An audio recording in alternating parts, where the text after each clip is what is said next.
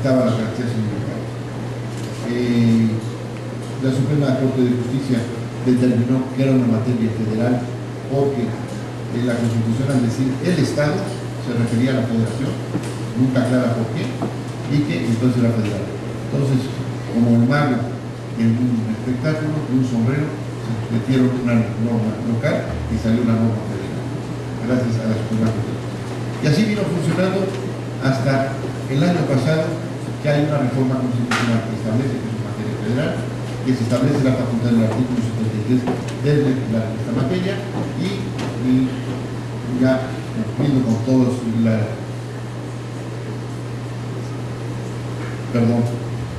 cumpliendo con todas las normas jurídicas, tenemos, después de 50 años, una verdadera norma federal con base constitucional.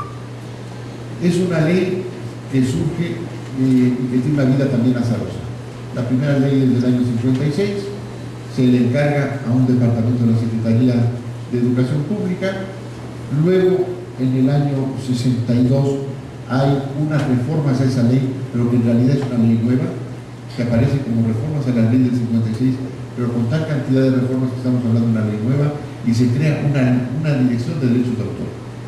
Habrá que esperar hasta el año 96, 40 años, para que haya una nueva ley, verdaderamente con el nombre de una nueva ley del derecho de autor, y que esa dirección del derecho de autor se convierta en un organismo desconcentrado de la Secretaría de Educación Pública, que es el Instituto Nacional del Derecho de Autor, el INDAUTOR.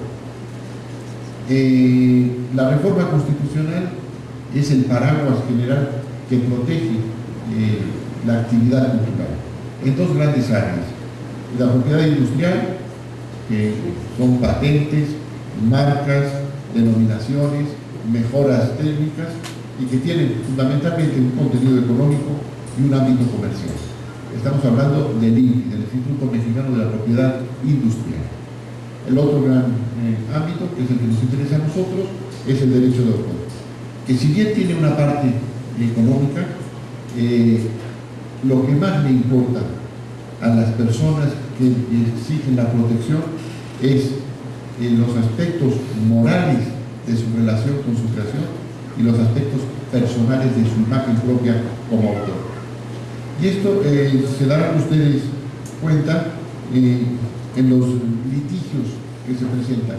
Todos los litigios de propiedad industrial terminan en los juzgados, y todos los juicios de propiedad industrial llegan hasta la última instancia judicial, implicando las tres etapas judiciales y con un alto contenido económico.